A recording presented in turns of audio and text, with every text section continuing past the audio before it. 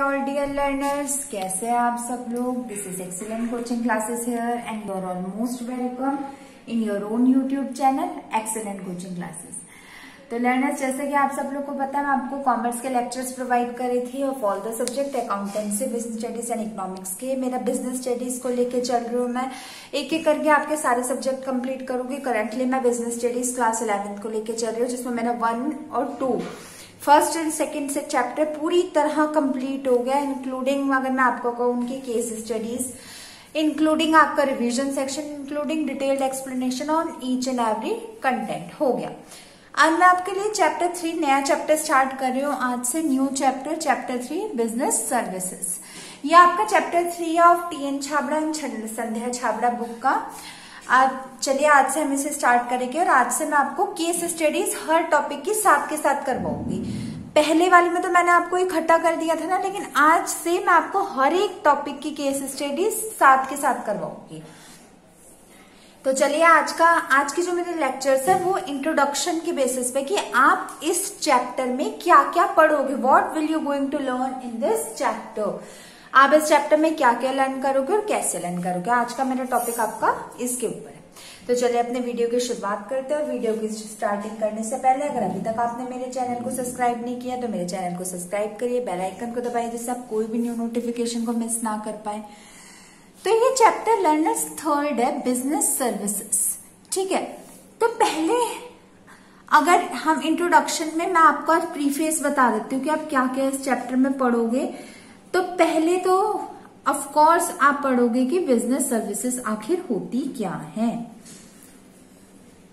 What are business services, what are its applications, its difference, its importance, its objectives, its kinds, its utility, its goal, etc. मतलब आप business services के बारे में पूरा पढ़ोगे, वो क्या एप्लीकेशन होती है, क्या मीनिंग होता है, इंपॉर्टेंस, ऑब्जेक्टिव, काइंड, यूटिलिटी, गोल, सब कुछ आप पढ़ने वाले हो। किसके बारे में? बिजनेस सर्विसेज के बारे में। इसके बाद आपको पता चलेगा कि जो टाइप्स ऑफ सर्विसेज होती है उनका क्या विभाजन होता है। क्या विभाजन मतलब क्या उनका क्लासिफिकेशन होता है। Types of services plus it's classification, मतलब जितनी भी टाइप्स ऑफ सर्विसेज आप पढ़ोगे उनके क्या क्लासिफिकेशन होते हैं, क्या टाइप्स होते हैं, ये आप पढ़ोगे इस चैप्टर में। फिर 3rd आप पढ़ोगे main kinds of services, main kinds of services, कितने प्रकार की, कितने टाइप की सर्विसेज होती हैं, आप ये पढ़ोगे। फिर 4th आप जो पढ़ोगे इसमें वो होगा आपका बैंकिंग एंड इंश्योरेंस। मतलब जो मेन टाइप की आपकी सर्विसेज इसमें मेंशन है वो है बैंकिंग की और इंश्योरेंस की। सब डिटेल में बताया जाएगा आपको कि बैंकिंग क्या होती है, वो किस काइंड की सर्विस होती है, क्या उससे फ्यूचर पर्सपेक्टिव होता है, क्या उससे मेरिट्स होता है, डीमेरिट्स होता है, वो मैं लिख नहीं रही लेकिन आपको पता चल जाएगा। ऐसे इंश्योरेंस क्या होता है वो आप डिटेल में पढ़ोगे। इंश्योरेंस क्या होता है, क्या उसकी यूटिलिटीज, टाइप्स, ऑब्जेक्टिव्स, काइंड्स, सब चीज आप इसके बारे में पढ़ोगे। फिर आप पढ़ोगे बैंक,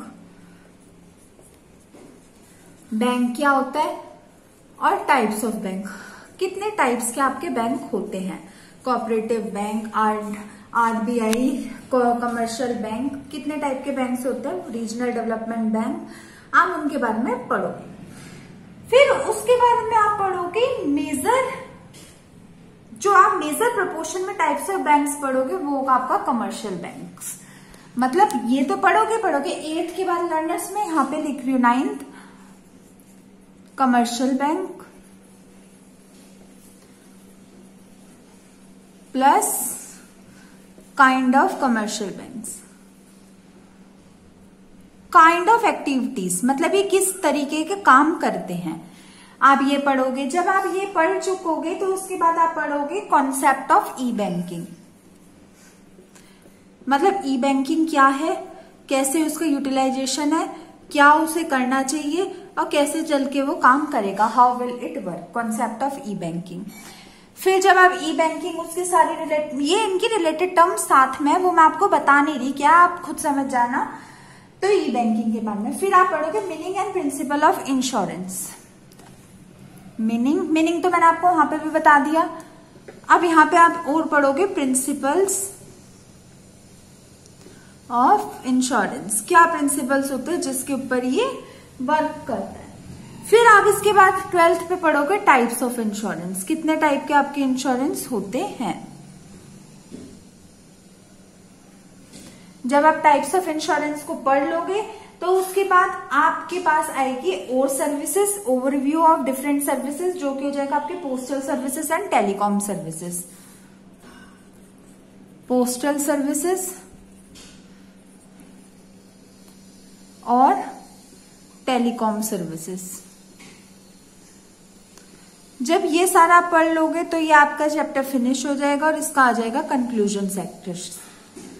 तो मैं तो अपनी कोचिंग में भी, इंस्टीट्यूशन में भी, मतलब ऑफलाइन कोचिंग में भी सारे बच्चों को ऐसे ही करवाती हूँ। जब भी मैं नोट्स बनवाती हूँ तो पहले चैप्टर जब भी मैं नया स्टार्ट करवाती हूँ, मैं एक प्रीफेस बता देती हूँ कि आप इस चैप्टर में ये पढ़ने जा रहे हो, ताकि बच्चों के दिमाग में ये रहे कि जैसे देखो मैं आपको एक बात बताती हूँ, ये बीएड में भी आपका साइकोलॉजिकल फैक्ट है कि बच्चों को अच्छे से समझाने के लिए जर्नल चीज से स्पेसिफिक चीज में लेके जाना चाहिए। ये खैर अभी आपकी बात नहीं है, अगर आप में से कोई बीएड करेगा तो मुझे बताना। तो ये एक मैक्सिमम ऑफ टीचिंग होता है। तो बच्चों को मेरे अकॉर्डिंग ना पहले जर्नल फैमिलियर उन टर्म से करवा देना चाहिए। देखो 11th सबके लिए नई क्लास है, आप लोग 10th से आए हो, जो लोग साइंस लेते हैं उनके लिए तो फिर थोड़ी चीजें कॉमन रहती है। क्यों, फिजिक्स वो फिर 9th-10th पे पढ़ते हैं, केमिस्ट्री वो 9th-10th में 8 से मतलब बिलो 8 भी पढ़ते हैं, और बायो वो पढ़ के आते हैं, मैथ्स वो पढ़ ही रहे होते हैं हमेशा से। लेकिन जो बच्चे कॉमर्स लेते हैं उनके लिए सब कुछ नया होता है। क्यों होता है? क्योंकि उनके पास कोई भी ये subject, example your business, your accountancy, economics 9th-10th में आते हैं, वो भी बहुत बेसिक से इकोनॉमिक्स 4-4 चैप्टर होते हैं, बुक में ज्यादा कुछ होता नहीं है। तो ये ना उन बच्चों के लिए बहुत नई चीज होती है। तो मेरा ये हमेशा से मानना रहा है, मैं अपने ऑफलाइन कोचिंग में भी और ऑनलाइन कोचिंग में भी यही करवाती हूँ कि बच्चों को ना पहले टर्म्स बता देती हूँ कि ये आप पढ़ोगे, देखो, ताकि जब ये टर्म्स उनके जब उनका टर्न आए, मतलब समझाने का ये टर्न आए, तो उनके लिए कोई नई बात ना हो। क्योंकि ना अगर बच्चे को नाम भी पता होता है तो वो ना डरता नहीं है पहले, वरना कोई डायरेक्टली तुम न्यू चीज उसे इंट्रोड्यूस कर दोगे तो उसे थोड़ा सा, कहते हैं ना, अकॉर्डिंग टू ह्यूमन नेचर, उसे डर लगता है कि ये तो नया है, ये तो मैंने कभी पढ़ा नहीं, मैं कैसे कर पाऊंगा। तो इसलिए ये आप प्रीफेस, आप भी जो मेरे लर्नर्स है, मेरे साथ ही पढ़ रहे हैं, मेरे से ही पढ़ते हैं मेरे चैनल से, तो उनसे मैं कहना चाहूंगी कि आप अपनी कॉपी लीजिए और जिस भी कॉपी में आप नोट्स बना रहे हैं पहले पेज में प्रीफेस लिख लीजिए। यानी आपको ये पता चल जाएगा कि 15 कह सकते हैं ना बोल्ड टॉपिक्स हैं, इनके अंदर के सब क्लासिफिकेशंस हैं, लेकिन बोल्ड के आपके 15 टॉपिक्स हैं जो आप पढ़ने जाओगे इस चैप्टर में। अगर हम ऐसे बात करने लगे कि इनकी केस स्टडीज या इनकी और डिटेल, तो वो तो बहुत बड़ी हो जाएगी, लेकिन मेन आप ये पढ़ोगे, ठीक है। तो चलिए आज मैं आपको स्टार्टिंग में कुछ इस चैप्टर के बारे में बता देती हूँ कि ये होता क्या आखिर। देखो, चैप्टर का नाम है बिजनेस सर्विसेज। सबसे पहले अगर मैं आपसे कहूं तो जस्टिफाई द टाइटल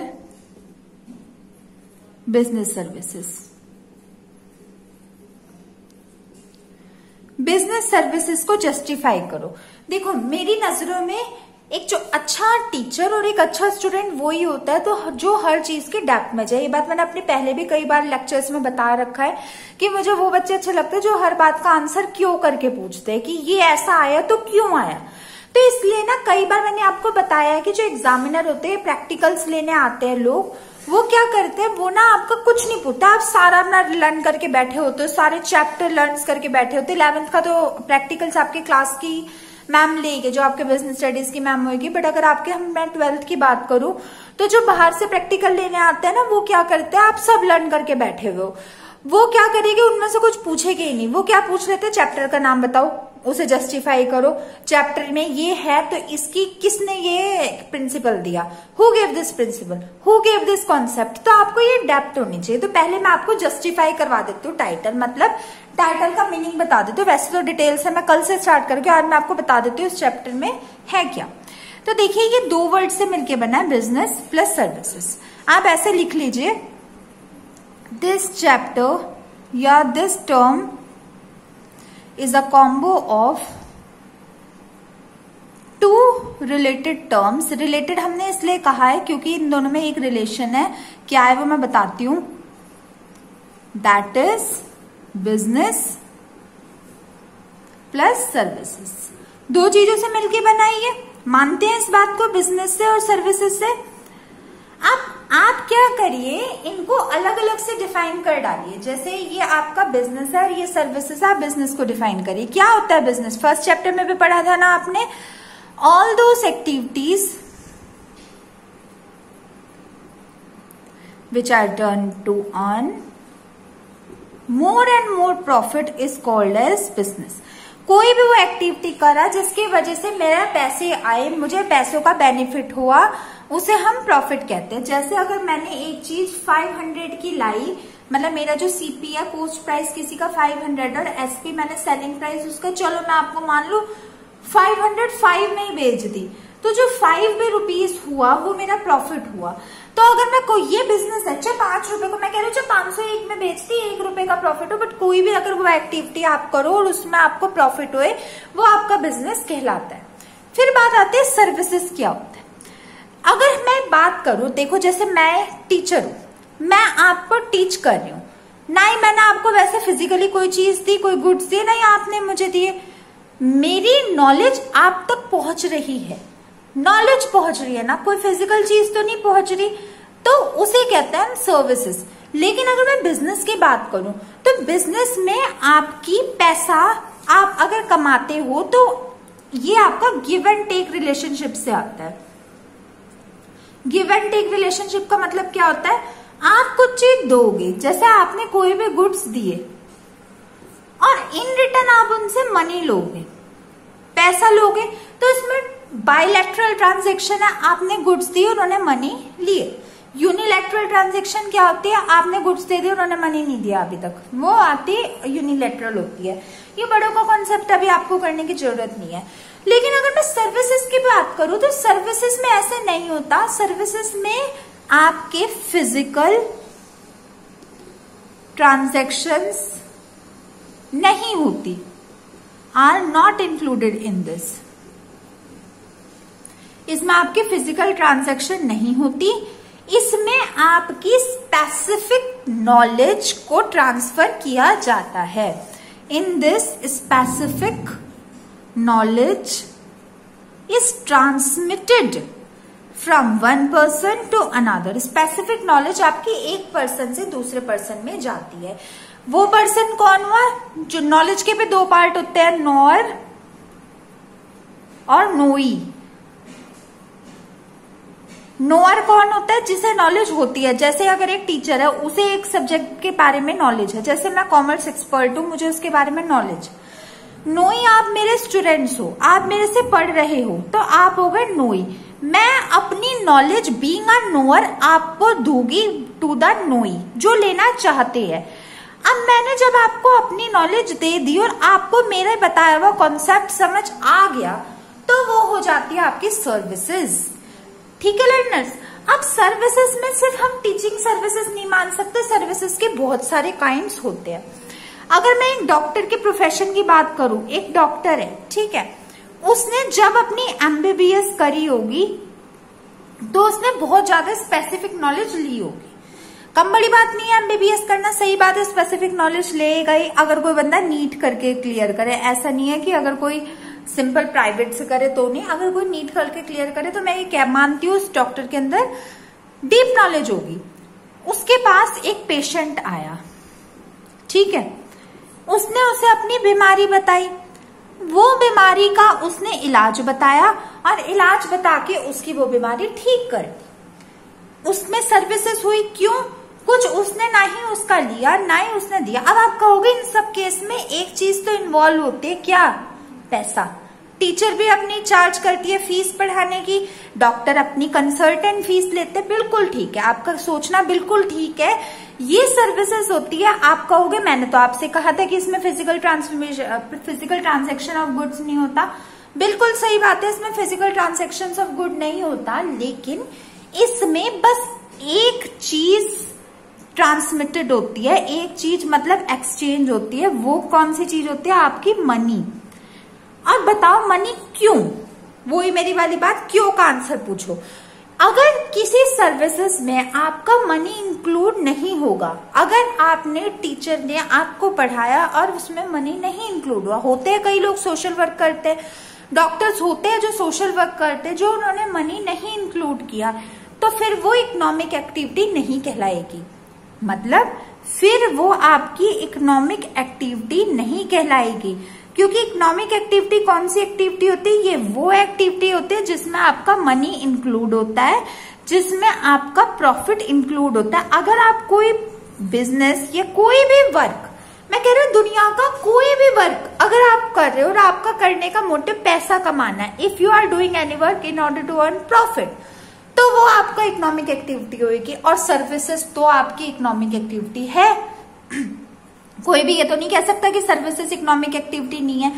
तो इन पर्टिकुलर सर्विसेज को इकोनॉमिक एक्टिविटी बनाने के लिए जिस एक एलिमेंट का हाथ होता है वो होता है मनी। इसलिए मनी ट्रांसमिट होना इन सर्विसेज में जरूरी होता है, क्योंकि अगर मनी ट्रांसमिट नहीं होगा तो वो आपकी इकोनॉमिक एक्टिविटी नहीं कहलाई जाएगी। इकोनॉमिक एक्टिविटी होती ही वही सारी एक्टिविटी है जिनका मेन मोटिव होता है आपको पैसे को अर्न करना। आप अपना पैसा किसी भी वे से अर्न करो तो अर्न करना, तो सर्विसेज में भी पैसा अर्न होता है, इसीलिए वो इकोनॉमिक एक्टिविटी कहलाते हैं। होपफुली सो आपको डीप में समझ आ गया होगा। तो और एग्जाम्पल मैं लेके अभी बाद में बताऊंगी, आज इंट्रोडक्शन में तो इतना ही ठीक है। तो बिजनेस हो गया एक ऐसी एक्टिविटी जो प्रॉफिट अर्न करने के लिए कमाई जाए, और सर्विसेज हो गया जिसमें फिजिकल ट्रांजैक्शन इंक्लूड नहीं होता।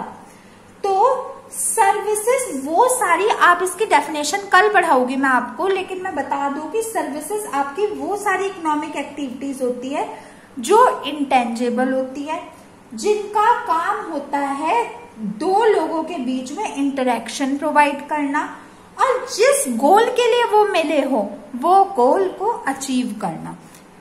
इसका मैं आपको मीनिंग फिर से एक बार बता देती हूं। Services are intangible